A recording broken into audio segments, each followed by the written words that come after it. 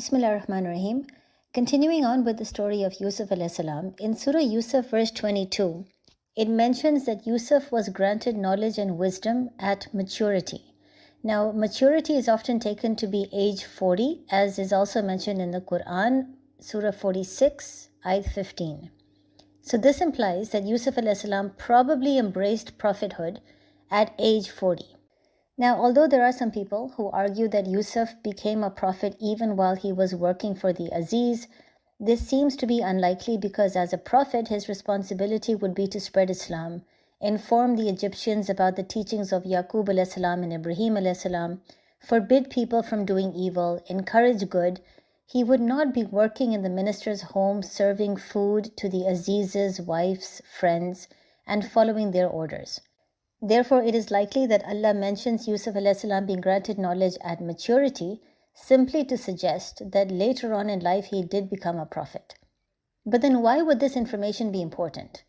Don't we already know this based on the dream that Yusuf had when he was a child? Don't we already know that he was destined to become a prophet? Now, Jews argue that Yusuf alayhi salam was never a prophet. They argue that he was a prophet's son, but he was never selected to be a messenger. And we know since the Quran clarifies the alterations made in the previous books, it is now easy to understand why Allah specially mentions Yusuf being granted knowledge and wisdom at maturity. It's a means of clarifying that Yusuf alayhi salam definitely did become a prophet. He was selected as a messenger of God.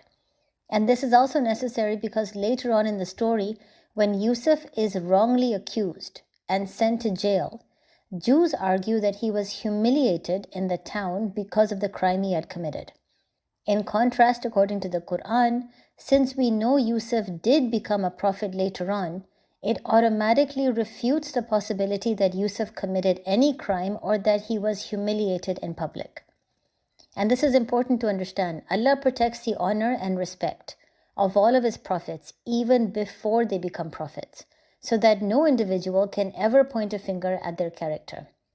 That's why God must have protected Yusuf from doing anything wrong or from having his reputation damaged.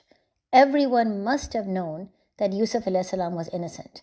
So there is absolutely no possibility that Yusuf was sent to jail and a few people thought he had actually committed a crime. Everyone must have known that he was innocent. Now, as a result of all this, the incident described in verses 23 onwards must have been before Yusuf alayhi salam became a prophet. During this incident, Allah describes the Aziz's wife as attempting to seduce Yusuf alayhi salam. Yusuf alayhi salam immediately seeks Allah's help. He acknowledges all the help that Allah has given him by granting him an honorable place to stay and looking after him. So how can he possibly commit evil? Now, it's important to note that just because he is seeking Allah's help does not mean he must be a prophet at this stage. He was always a prophet's son, so he was familiar with Allah even though he was separated from his father at a young age. Besides, if he was a prophet, he would have used this opportunity to teach the Aziz's wife about Jahannam and Jannat, the consequences of doing evil. But instead, he simply questions how he could possibly do something wrong when Allah has been so kind to him. Now after this, consistent with Allah's methodology of protecting His chosen slaves even before they become a prophet, the Almighty showed Yusuf alayhi salam a sign that strengthens his iman, making it possible for him to fight his own temptations. The Quran does not tell us what that sign actually was because the detail of the sign is not important. What is important is the idea that a prophet cannot possibly be involved in any sin even before embracing prophethood because Allah protects him.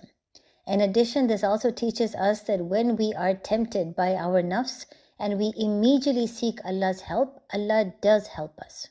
Now in the story, we find out that Yusuf alayhi salam runs towards the main door, knowing that the woman had just locked it. And this shows that he was so fearful of his own nafs and the whispers of shaitan that he did not trust himself.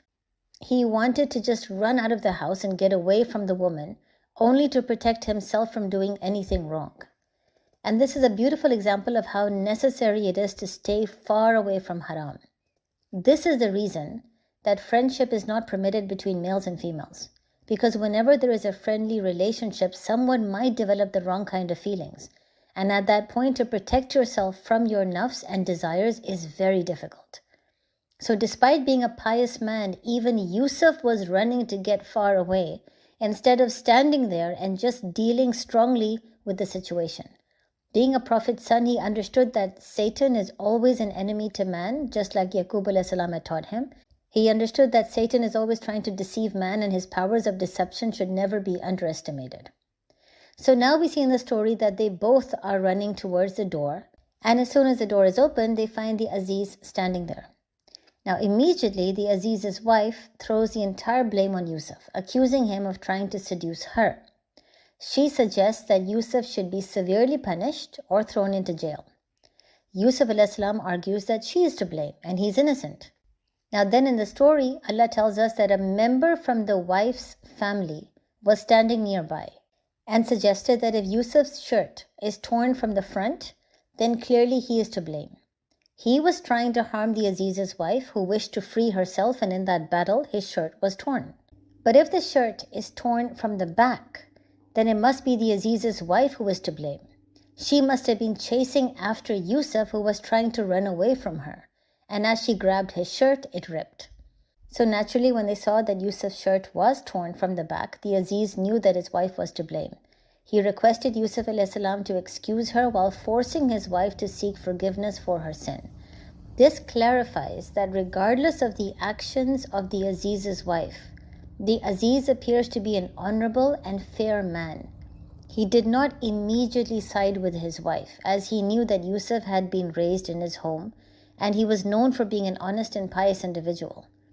On the contrary, he was willing to listen to the advice of a member of the wife's family who must have been known for their wisdom.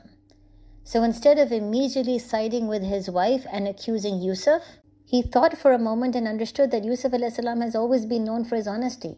He's never been accused of a crime like this. So he was willing to listen to the advice of the wife's family member, and then according to that, as soon as he realized his wife was at fault, he requested Yousuf to forgive his wife, and then he told his wife that she should also seek Allah's forgiveness. Now, of course, we could ask many questions at this stage. What was the benefit of having the Aziz's wife caught at that very moment? Why have a member of her family standing nearby? Could Allah not have given this rational explanation to the Aziz by just giving him the idea? Allah could have just told him in his heart that the best way to decide is understand where the shirt is torn. Why have a wife's family member there? What is the hikmat and the wisdom behind that? And all of these questions will be answered in the next episode, proving that Allah always has a plan at work. As humans, we don't understand the plan often and we panic. We start to question Allah instead of trusting Him. And inshallah, in the next episode, I will teach you the benefit of giving us all this information that Allah has, the benefit of doing it in this particular way, and what is the hikmah behind every action. Assalamu alaikum.